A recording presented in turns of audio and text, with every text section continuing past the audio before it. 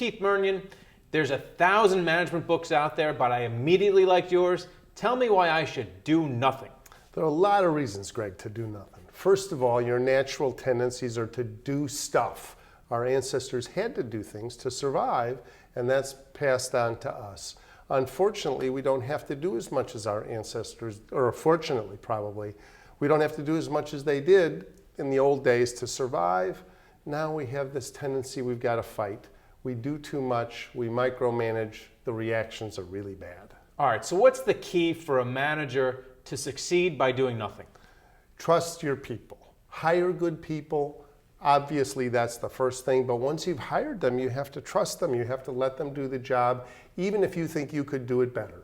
Because if you're in there bugging them, getting in their way, not trusting them, you're micromanaging, and nobody likes that. Is there an example of a CEO who really excels through this style of management?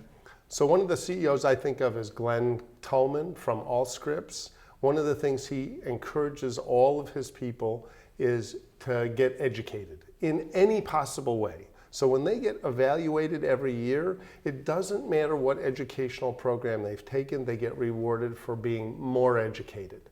That allows them to do more. It allows Glenn to do less. It sounds like it puts a lot of pressure on HR up front to hire the right people. It seems like that's the key. That's always the case. That's never not been the case. You hire lousy people, you're in big trouble.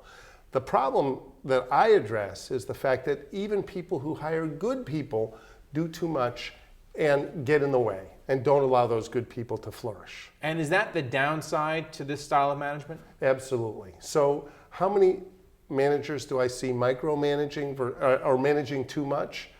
In the 90% range. There are very few people who can let loose. And part of that is because they've been successful early on in doing things. They have to pull back the more and more they get into leadership positions. Now, how can an investor read your book and profit from it? How can they know whether or not, well, this is a good CEO, maybe his stock price will appreciate because he does nothing very well? Absolutely. You've got to look for people who are relaxed, who are calm, who are not too hyper, who don't have to get into the details all the time.